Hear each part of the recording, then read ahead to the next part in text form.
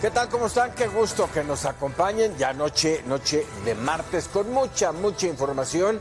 Vamos a hablar lamentablemente del tema de la inseguridad. Así es de que quédese con nosotros. Arrancamos la historia del mundo.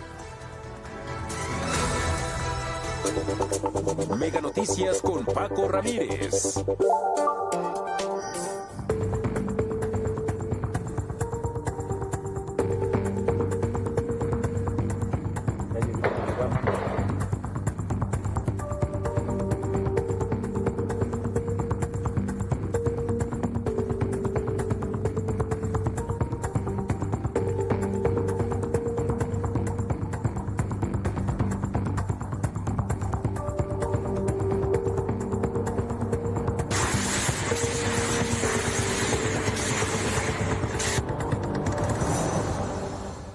No hay peor ciego que el que no quiere ver. El país sigue incendiado. Chiapas vive momentos dramáticos y ni siquiera su gobernador parece estar consciente de ello.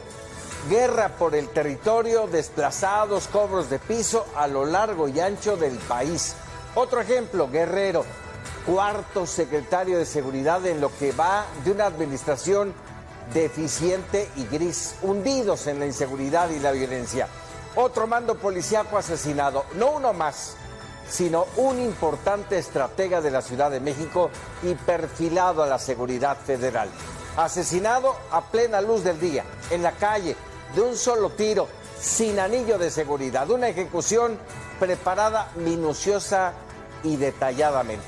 La agresión más importante que ha sufrido un funcionario de seguridad de nuestro país desde el atentado, y ojo, contra Omar García Harfuch, el futuro secretario de Seguridad Federal. ¿A dónde vamos? ¿Qué está fallando en el sistema de inteligencia? Vulnerados vergonzosa y alarmantemente. ¿Cuál el nivel de inteligencia y estrategia del crimen organizado, del narcotráfico? ¿Quién está detrás y cuál su intención? ¿Será que no quieren que se terminen los abrazos? Como sea, es un desafío más al Estado mexicano y a su próxima administración. 193,000 homicidios y contando. Vámonos con los datos duros de la inseguridad en México. Adelante, Jorge Chaparro. Desde el fin de semana se conoció que 13 municipios de Chiapas enfrentan bloqueos que impiden el acceso o salida de los pobladores, así como de los servicios. Debido a esto, se registra ya un desabasto de los productos de primera necesidad en la zona serrana de Chiapas, mientras que el gobernador simplemente minimiza o rechaza que haya algún problema. Desde 2021, esta región se convirtió en una zona en disputa entre los cárteles Jalisco Nueva Generación y de Sinaloa, pues representa un paso para las drogas de Centroamérica a México. Pero no es un hecho aislado de violencia. En Guerrero, el secretario de Seguridad Pública, Gabriel Zamudio López, renunció en medio de una crisis de violencia en la entidad. Es el tercer funcionario en el cargo que renuncia en lo que va del presente año.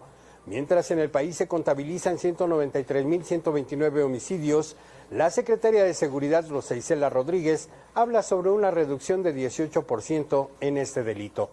Uno de los crímenes de mayor impacto ocurrió el domingo, cuando el coordinador de la Unidad de Estrategia, Táctica y Operaciones de la Secretaría de Seguridad Ciudadana de la Ciudad de México, Milton Morales Figueroa, fue atacado por un asesino solitario. Los hechos ocurrieron en Coacalco, Estado de México, donde el jefe policíaco, reconocido como uno de los más preparados y mejores elementos de la corporación, encargado de la inteligencia de la dependencia, simplemente no estaba custodiado y se encontraba en compañía de su cuñado comprando en una pollería. Era uno de los más cercanos colaboradores de Omar García Harfuch, designado como próximo secretario de Seguridad Ciudadana y quien a su vez había sido víctima del peor atentado perpetrado en la Ciudad de México, cuando el 26 de junio de 2020 su auto y el de sus escoltas fue atacado por un comando fuertemente armado en la zona de Lomas de Chapultepec. Los sicarios presuntamente eran miembros del cártel Jalisco Nueva Generación. Hubo 12 detenidos, cada uno de ellos condenado a prisión por más de 180 años. Su compañero Milton Morales y Héctor Elizalde, alias Jaguar, otro jefe policíaco en funciones, eran los hombres más fuertes y cercanos a Omar García Harfuch. Ambos participaron en la clausura de una bodega en el aeropuerto capitalino y otra en Iztapalapa, propiedad del cártel de Jalisco.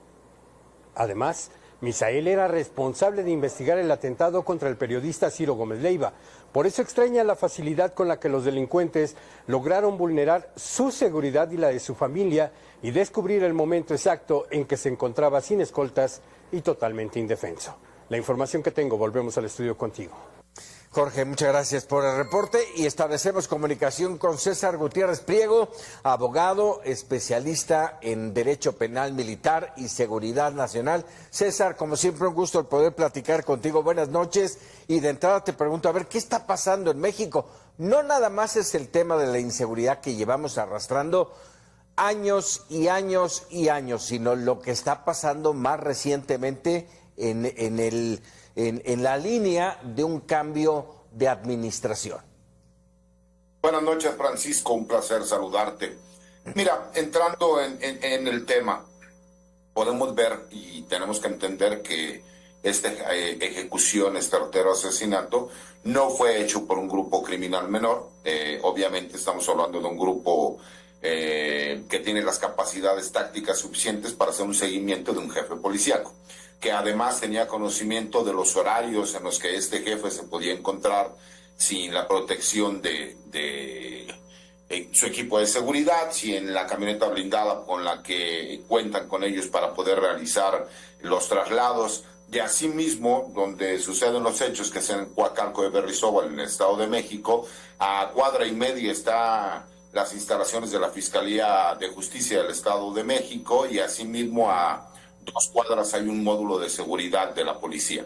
Entonces me parece que queda más que obvio que el seguimiento que se estuvo realizando para poder perpetrar este artero homicidio en el momento exacto, el día exacto y cuando se encontraba vulnerable, pues no es una casualidad. Y eso obviamente nos da un perfil de un grupo criminal que tiene las capacidades para realizar este tipo de ejecuciones.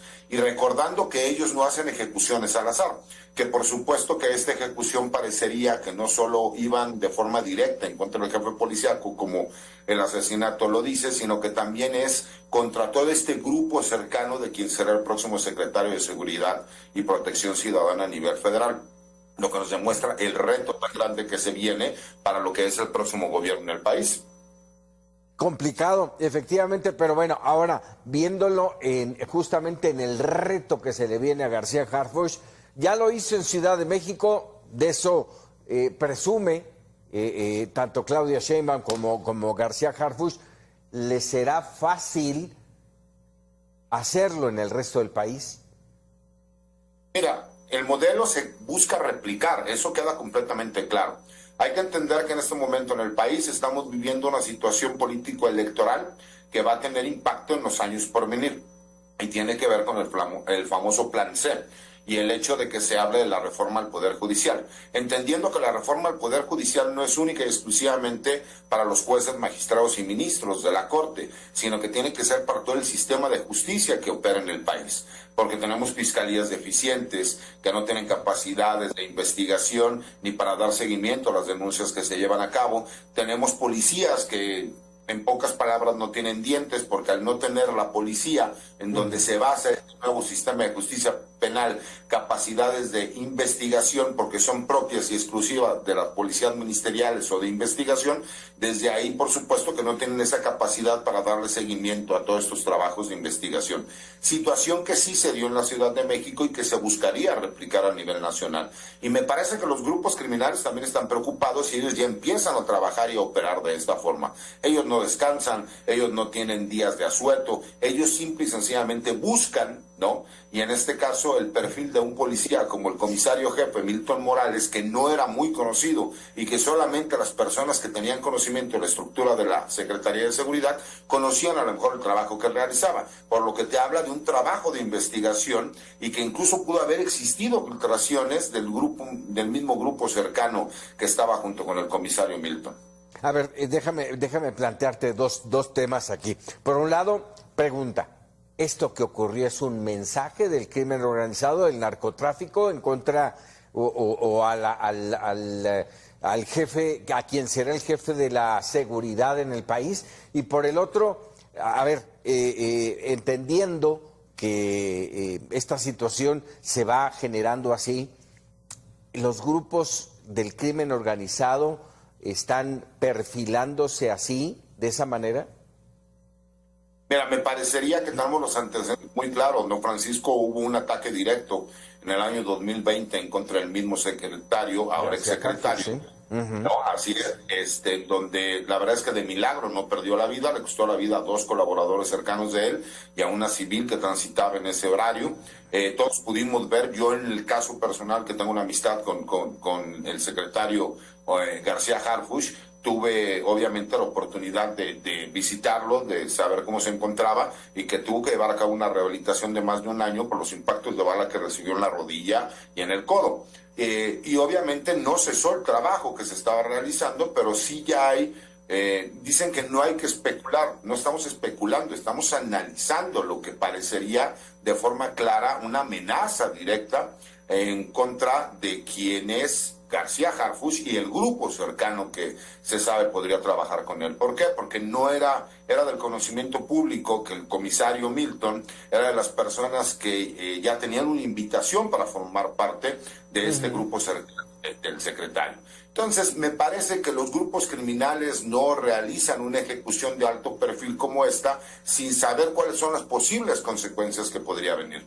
Hay que entender que el trabajo que realizaba el comisario Milton tenía que ver con grupos locales, ¿no?, de la Ciudad de México y el área conurbada junto con el Estado de México y el Estado de Morelos, pero que la mayoría de esos grupos, por supuesto, están ligados a los grandes cárteles de la droga nacionales y que tienen presencia a nivel mundial, como es el Cártel del Pacífico, conocido como Cártel de Sinaloa, y el Cártel Jalisco Nueva Generación. Eso nos demuestra que por lo menos desde el año 2020 hay un seguimiento a García Harfuch y a este grupo cercano a él, y que parecería que las capacidades que tienen estos grupos criminales han sido tan grandes e importantes que incluso uno de los policías perfiladores de información no se dio cuenta que por lo menos tuvo que haber traído un seguimiento de días para que ellos pudieran perpetrar este ataque, ¿no? Situación que sucedió en su momento también con el mismo García Harfuch.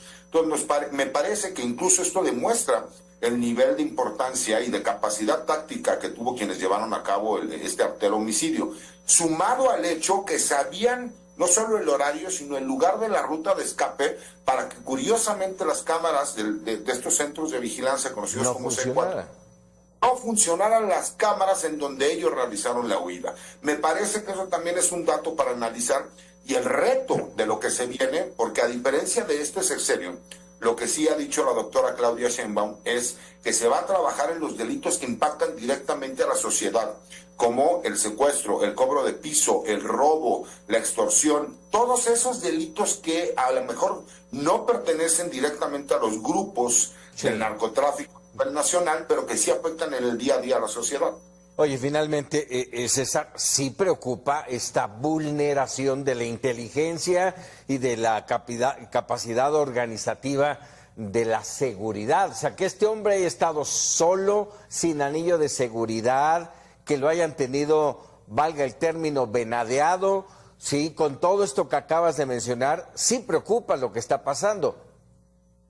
Me parece que no solo preocupa, pero a las autoridades en este caso les ocupa, porque desafortunadamente no se sabe que el comisario Milton sí tenía una escolta y que sí tenía un vehículo blindado, obviamente no se encontraban en ese momento en el vehículo, y que a lo mejor él pecó, ¿sí me explico?, de confianza. Y nos demuestra que el crimen organizado no descansa, no tiene vacaciones, no tiene días de asueto y que ellos tienen un único objetivo y que van a hacer todo lo posible para conseguirlo. Y me parece que también lo que ha hecho es que reduoblen los esfuerzos y las medidas de seguridad todas aquellas personas que están trabajando, ¿no? Y más un perfil como el del comisario. No, realmente era una persona muy apreciada porque su trabajo era de investigación. Si bien es cierto, también hacía trabajo de campo. Y de grandes resultados, César, de grandes resultados. Por César, supuesto, los resultados son tangibles, así es. Claro, exactamente. Te agradezco como siempre que nos regales unos minutos. Al contrario, Francisco, un placer. Buenas noches. Muy buenas noches. 100 palabras de Mitzi Cordero. Estamos ya en la recta final de la actual administración federal y entre los múltiples pendientes que quedarán será el no haber disminuido el delito de la extorsión, que ha afectado a productores en Aguacate, en Michoacán, a polleros y transportistas en Guerrero, a restauranteros en Veracruz, una población entera que cultivaba habas en el Estado de México. Y solamente estoy mencionando a algunas de las víctimas. El cobro de piso, a pesar de que inflige un gran daño a la población, dicho por el propio presidente, tiene una cifra negra que no se puede cuantificar, pero se trata de un delito que mutó del secuestro, cuando los criminales se dieron cuenta que requería menos esfuerzo. El costo no es solo económico, ya que tampoco existe una cifra de las personas asesinadas o desaparecidas derivado de este delito. Y es cuando nos damos cuenta que la crisis de violencia en nuestro país tiene raíces tan profundas como oscuras.